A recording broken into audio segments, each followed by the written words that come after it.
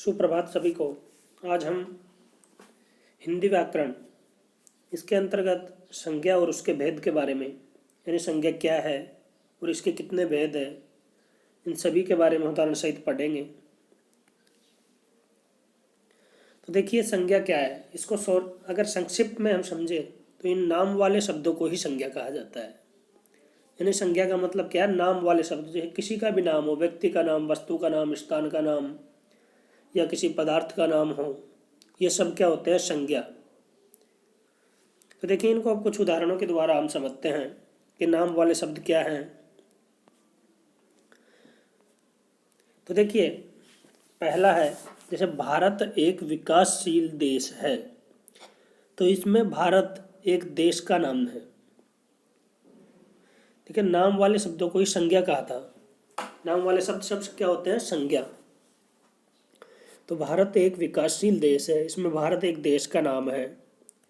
नरेंद्र मोदी भारत के प्रधानमंत्री हैं। तो देखिए इसमें नरेंद्र मोदी एक व्यक्ति का नाम है, यानी व्यक्ति विशेष का नाम है। गंगा एक पवित्र नदी है, तो गंगा एक नदी का नाम हो गया। और कुरान मुसलमानों का पवित्र ग्रंथ है, तो कुरान क्या हुआ? एक ग्रंथ का नाम है। यानी जो भी दिए हुए सब किसी के नाम है। देखो भारत एक देश का नाम है, नरेंद्र मोदी व्यक्ति का नाम है, और गंगा नदी का नाम है, और इसमें कुरान एक ग्रंथ का नाम है। अब इससे आगे कुछ और उदाहरण देखते हैं। जैसे आज मोहन बहुत खुश है, तो इसमें भी मोहन एक व्यक्ति का नाम है, और खुश है यानी वो भाव खुशी के भाव प्रकट हो रहे हैं।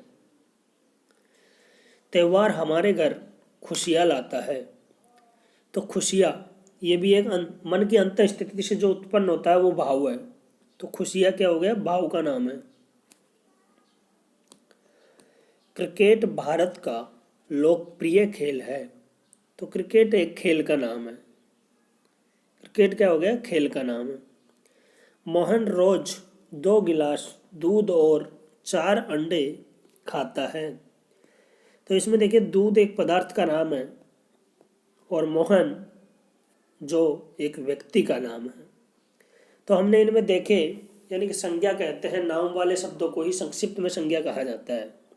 तो अब हम इसके आगे परिभाषा देखते हैं, संज्ञा किसे कहते हैं, क्या है, और इसको विस्तार से देखते हैं। तो देखिए संज्ञा किसे कहते हैं, सबसे पहले इसको जानते हैं।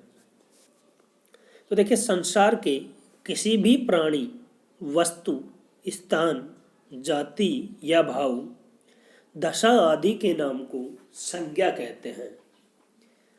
देखिए संसार के किसी भी प्राणी, वस्तु, स्थान, जाति या भाव और दशा आदि के नाम को संज्ञा कहते हैं। यानी नाम वाले शब्द सब संज्ञा होते हैं। किसी प्राणी का नाम हो सकता है, कोई वस्तु, कोई स्थान जैसे दिल्ली, आगरा, जयपुर, या कोई जाति या कोई भाव प्रकट हो रहे हैं, वो हमारी दशा क्या है, वो ये सब जिनके नाम हैं वो सब संज्ञा है। अब देखिए जैसे पशु शब्द है, ये एक जाति का बोध करा रहा है, यानी सारे पशु इसका बोध करा रहा है। मोहन एक व्यक्ति का, यानी कि प्राणी, मोहन एक व्यक्ति का बोध करा रहा है।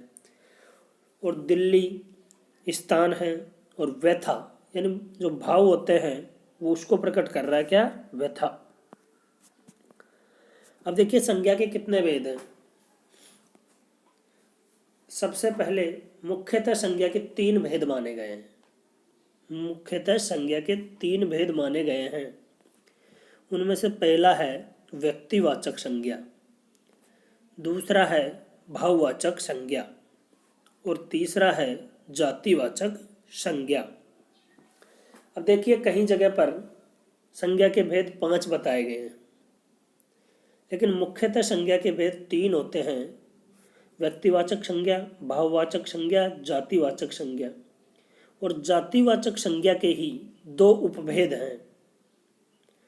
जातिवाचक संज्ञा के 2 उपभेद बताए गए हैं। तो पहला है समूहवाचक संज्ञा, ये जातिवाचक संज्ञा के उपभेद है, यानी समूहवाचक संज्ञा। और दूसरा है द्रव्यवाचक संज्ञा। अभी देखिए हमने इनके भेदों के बारे में जाना, अब हम इन प्रत्येक के बारे में आगे जानते हैं। अब देखिए व्यक्तिवाचक संज्ञा किसे कहते हैं? जिन शब्दों से किसी व्यक्ति, विशेष प्राणी, स्थान या किसी वस्तु का बोध हो उन्हें व्यक्तिवाचक संज्ञा कहते हैं। कि जिन शब्दों से किसी व्यक्ति, प्राणी, स्थान या वस्तु का बोध हो उन्हें हम व्यक्तिवाचक संज्ञा कहते हैं। तो जैसे रमेश एक व्यक्ति का नाम है, आगरा स्थान का नाम है, बाइबल किताब का नाम है, ताजमहल इमारत का नाम है और एम्स एक अस्पताल का नाम है। तो ये सभी क्या हो गए? व्यक्तिवाचक संज्ञा के उदाहरण हैं। अब देखिए भाववाचक संज्ञा क्या है? जो सब संज्ञा शब्द गुण, क्रम, दशा, अवस्था, भाव आदि का बोध कराए उन्हें भाववाचक संज्ञा कहा जाता है। जो सब संज्ञा शब्द गुण, क्रम, दशा, अवस्था, भाव आदि का बोध कराए उन्हें भाववाचक संज्ञा कहा जाता है। अब देखिए उसके उदाहरण हैं, जैसे भूख, प्यास, थकावट, अच्छाई, बुराई, घृणा, क्रोध और सुंदरता। ये सब भाववाचक संज्ञा के उदाहरण हैं।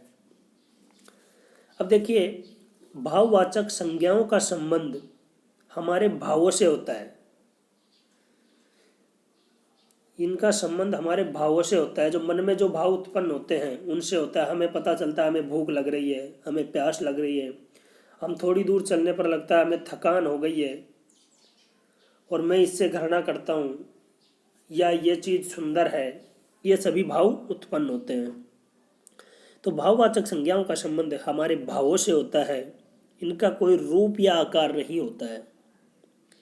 ये अमूर्त, अनुभव किए जाने वाले शब्द होते हैं। ये मूर्त रूप नहीं है, इनका अनुमूर्ति है। केवल इनको अनुभव किया जा सकता है, इनको हम देख नहीं सकते। अब देखिए जातिवाचक संज्ञा क्या है? तो वैसे संज्ञा शब्द जो कि एक ही जाति के विभिन्न व्यक्तियों, प्राणियों, स्थानों एवं वस्तुओं का बोध कराती है उन्हें जातिवाचक संज्ञा कहा जाता है। वैसे संज्ञा शब्द जो कि एक ही जाति के विभिन्न व्यक्तियों, प्राणियों, स्थानों एवं वस्तुओं का बोध कराती है उन्हें जातिवाचक संज्ञाएं कहते हैं। तो जैसे अब एक कुत्ता शब्द सारे कुत्तों को प्रदर्शित कर रहा है, यानी सारा, इसमें एक कुत्ते के बारे में नहीं कहा, सारे जितने भी कुत्ते हैं वो सब ये कुत्ते जाति को बता रहा है या बोध करा रहा है। एक गाय, तो इसमें सारे जितनी भी गाय हैं उन सब की जाति का बोध करा रहा है। नदी, सारी नदियाँ, मनुष्य, तो इसमें सभी मनुष्य जाति का बोध हो रहा है। पहाड़ यानी सभी पर्वत जो भी हैं, आदि शब्द एक ही जाति के प्राणियों, वस्तुओं एवं स्थानों का बोध करा रहे हैं। एक कुत्ता, गाय, नदी, मनुष्य और पहाड़ आदि शब्द एक ही जाति के प्राणियों, वस्तुओं एवं स्थानों का बोध करा रहे हैं।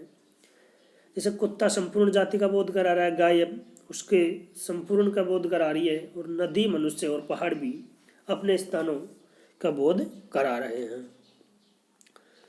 अब देखिए हमने अभी पहले भेद पढ़ रहे थे, उस समय देखा था कि जातिवाचक संज्ञा के दो भेद बताए गए हैं। पहला था समूहवाचक संज्ञा और दूसरा था द्रव्यवाचक संज्ञा। अब उनको भी हम थोड़ा जानते हैं। देखिए समूहवाचक संज्ञा क्या है? जो शब्द किसी समूह या समुदाय का बोध कराते हैं उन्हें समूहवाचक संज्ञा कहते हैं। समूह या समुदाय का बोध कराने वाले शब्द क्या कहलाते हैं? समूहवाचक संज्ञा। तो इसके उदाहरण देखते हैं। जैसे कहीं पर कोई भीड़ है, मेला लगा है, वो सब एक समूह का बोध हो रहा है। कक्षा, उसमें बहुत सारे बच्चे बैठे होते हैं, तो ये भी एक समूह का बोध कराते हैं। और एक समिति, झुंड आदि सब समूहवाचक संज्ञा है। देखिए द्रव्यवाचक संज्ञा क्या है। तो जिन संज्ञा शब्दों से किसी पदार्थ या धातु का बोध हो उन्हें द्रव्यवाचक संज्ञा कहते हैं। यानी किसी भी पदार्थ या धातु का बोध हो तो उसको क्या कहा जाता है, द्रव्यवाचक संज्ञा। अब देखिए पदार्थ और धातुओं के नाम नीचे दिए हुए हैं, जैसे दूध है, घी, गेहूँ, सोना, चांदी, ऊन, पानी आदि सभी द्रव्यवाचक संज्ञा के उदाहरण हैं। तो धन्यवाद सभी को।